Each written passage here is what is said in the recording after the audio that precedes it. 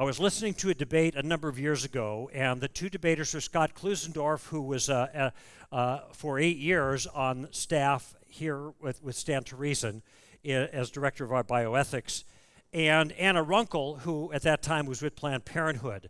And I listened to Ann Runkle make her case in very calm, even tones regarding abortion. And what she said is, abortion is a decision between a woman and her doctor and her God. Making abortion illegal will force women into dangerous back alley abortions, she claimed. Women should have a right to choose. Who are we to judge, after all? Women have a hard time making these decisions. They labor over them. They're difficult. When they come to a conclusion, we shouldn't be looking down our noses at them for the decisions that they make. And I, as I listened to her comments, I thought to myself, you're correct in a sense.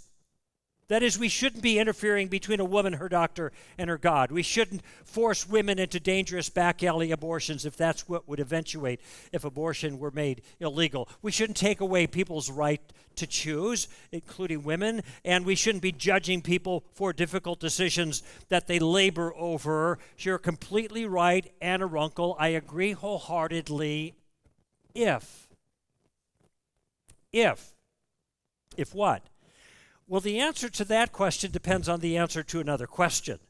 And I want to lead into that question with an illustration. And when I'm having conversation with someone on the issue of abortion, this is the place I start.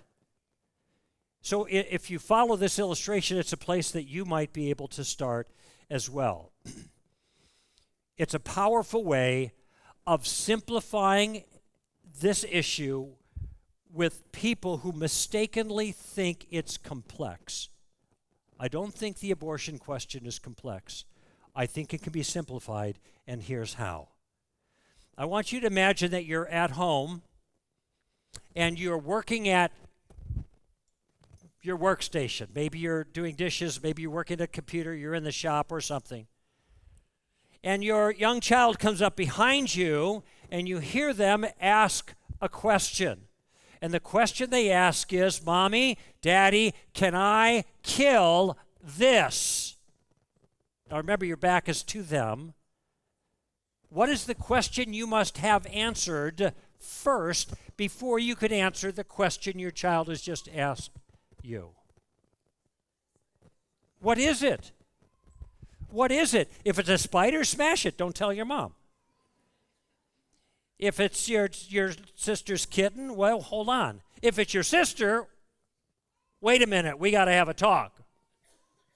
Now, this is a very simple illustration, and it illustrates a common sense notion.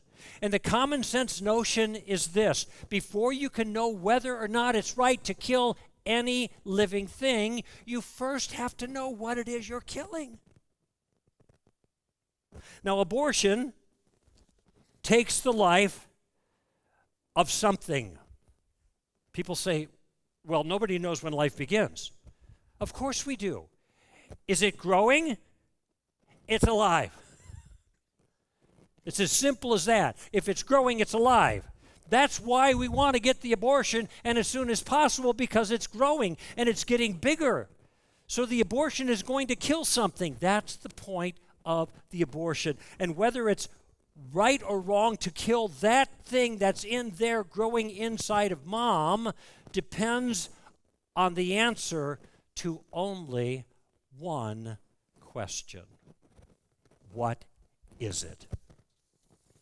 And Anna Runkle, you're right. If the unborn is not a human being, in the same way that you and I are human beings, then get the abortion. Those are all good reasons not to interfere with people's liberties that you gave Anna Runkle in your debate if the unborn is not a human being like you and I are.